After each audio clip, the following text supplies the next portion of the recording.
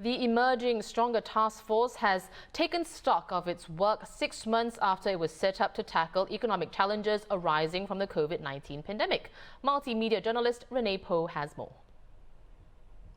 A new startup approach piloted by public agencies and the private sector working together across different industries may soon become the norm. This approach was conceived by the Alliances for Action, which are industry-led partnerships working with the government to drive economic growth. And Deputy Prime Minister Heng Swee Keat said the Emerging Stronger Task Force will continue to grow the momentum of these partnerships. The co-chairs decided on a different approach for this committee. They decided to prototype new ideas that emerged even as consultations and deliberations were still taking place. We'll see through the first wave of AFAs to fruition and scale up good prototypes. We'll also be launching more AFAs. We welcome more partners to come on board. One of these is a new alliance on medical technology, which will explore opportunities around in vitro diagnostics for disease preparedness, containment, and control.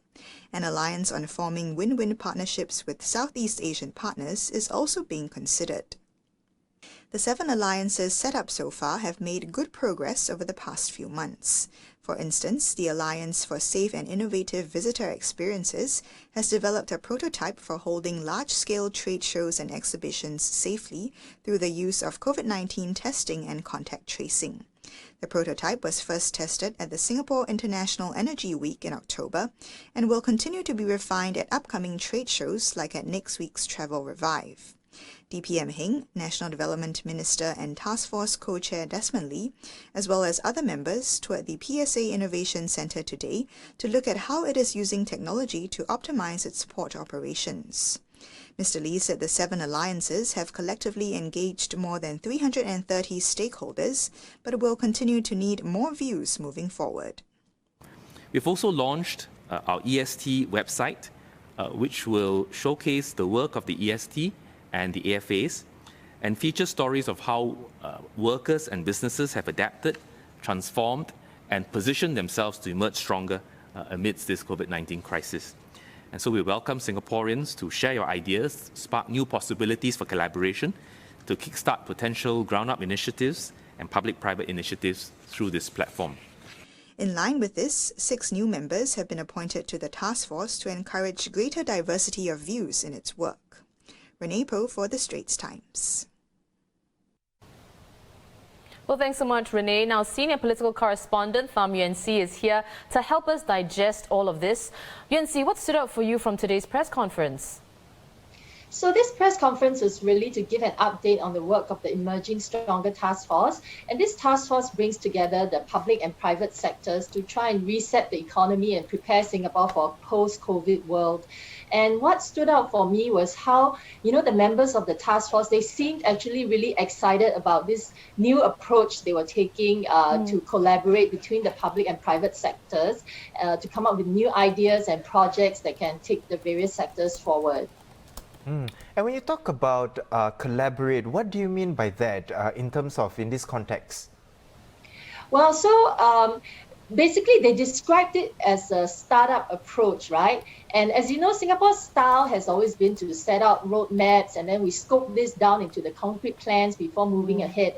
But I think under this task force, they have set up industry-led coalitions, which have been given some leeway to develop new projects and prototypes and to try them out at the same time as they work out the specific strategies for each sector.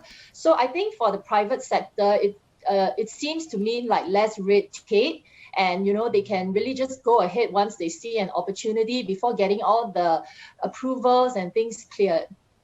I see. So it's been about 6 months since the task force was set up. What has it achieved since it was convened in May, Yuen Si?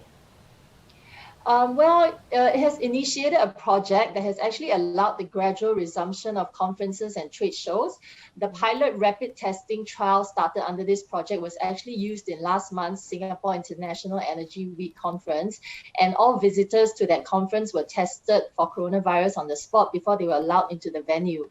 And then another project initiated by the task force is the testing of autonomous shuttles, and this will be done by the end of the year. And as we know, supply chains have been severely strained and tested by the pandemic.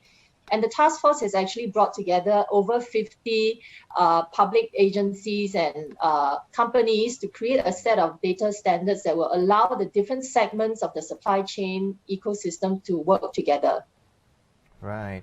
And UNC's 6 new members were added to the task force. What can you tell us about them in terms of what and how they can contribute to the team? I think the task force was more heavily business focused before. So these 6 new members include experts in environmental and life sciences, as well as a representative from the unions. And, as the task force said during their press conference, they expect that these people will lend different perspectives. And also the task force plans to set up a medical technology coalition. So to explore the development of test kits that can diagnose diseases like COVID-19 or cancer. So the addition of these life sciences experts will definitely help in this area. All right. Well, thank you so much for taking the time to speak with us, UNC. We've been speaking to Senior Political Correspondent for the Straits Times, Tam Yen Swee.